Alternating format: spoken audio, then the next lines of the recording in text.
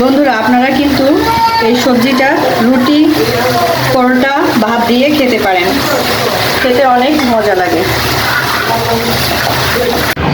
আসসালামু আলাইকুম বন্ধুরা, আশা করি সবাই ভালো আছেন। বন্ধুরা আজকে আমি 8 মিশালি সবজি রান্না করব। তো 8 মিশালি সবজি রান্না করার জন্য আমি এখানে নিয়েছি ফুলকপি, মিষ্টি কুমড়া, বেগুন, শিম, আর এখানে নিয়েছি গাজর, আলু, লাউ, আর এখানে নিয়েছি টমেটো, আর এখানে রয়েছে মশলা, পেঁয়াজ কুচি, আদা রসুন বাটা, হলুদের গুঁড়া, ধনিয়া গুঁড়া, লবণ, জিরা বাটা, কাঁচামরিচ ফালি করে নিয়েছি, আরও নিয়েছি ধনিয়া পাতা কুচি। তো বন্ধুরা সাথেই থাকুন। তো বন্ধুরা চুলা অন করে কড়াই বসিয়ে দিয়েছি। কড়াই গরম হয়ে গেছে, এখন আমি সরিষার তেল দিয়ে দিব। আমি এই রান্নাটা সরিষার তেল দিয়ে করব, আপনারা চাইলে সাদা তেল দিয়েও করতে পারেন।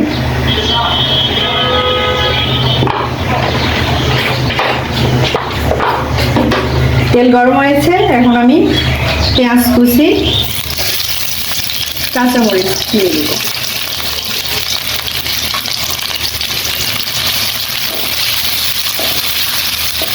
এখন আমি হালকা করে ভেজে নেব।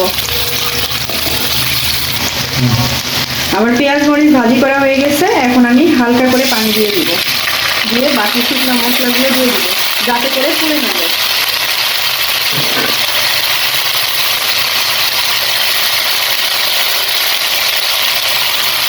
আদা রসুন বাটা, হলুদ গুঁড়া, ধনিয়া গুঁড়া, স্বাদ মতো লবণ,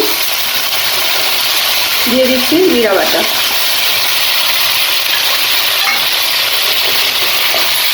এখন নেড়ে ছেড়ে ভালোভাবে কষিয়ে নেব। বন্ধুরা মশলা কষানো শেষ, এখন আমি যে সবজিগুলো সময় নিয়ে সেদ্ধ হয় সেগুলো আগে দিয়ে দেব।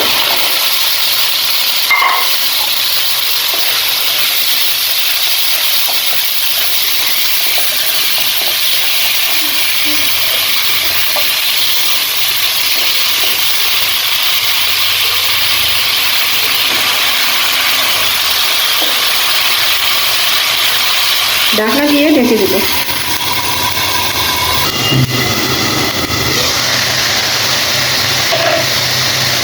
বন্ধুরা সবজি পানি দিয়ে কিন্তু কষানো হয়ে গেছে,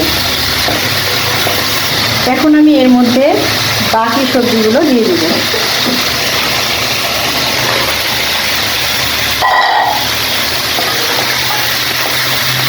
দিয়ে উল্টিয়ে পাল্টিয়ে নেড়ে দেব।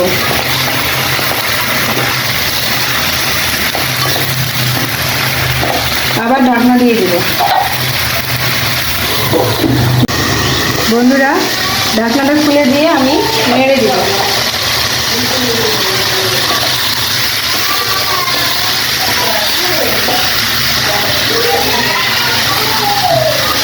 এখন আমি এর মধ্যে পানি দিয়ে দিব।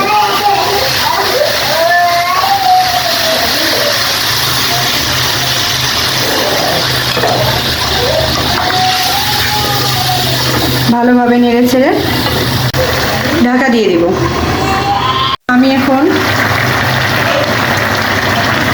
টমেটো রেখেছিলাম, টমেটোটা এই পর্যায়ে দিয়ে দিব। দিয়ে আবারও নেড়ে দিব।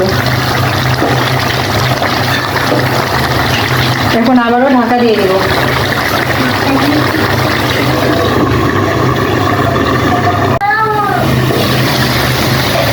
বন্ধুরা এখন আমি এর মধ্যে ধনিয়া পাতা কুচি দিয়ে দিব। বন্ধুরা আপনারা কিন্তু এই সবজিটা রুটি, পরোটা, ভাত দিয়ে খেতে পারেন। খেতে অনেক মজা লাগে। বন্ধুরা আমার সবজিটা হয়ে গেছে। তো আমার রেসিপিটা যদি ভালো লেগে থাকে, বন্ধুরা আমার সবজিটা হয়ে গেছে।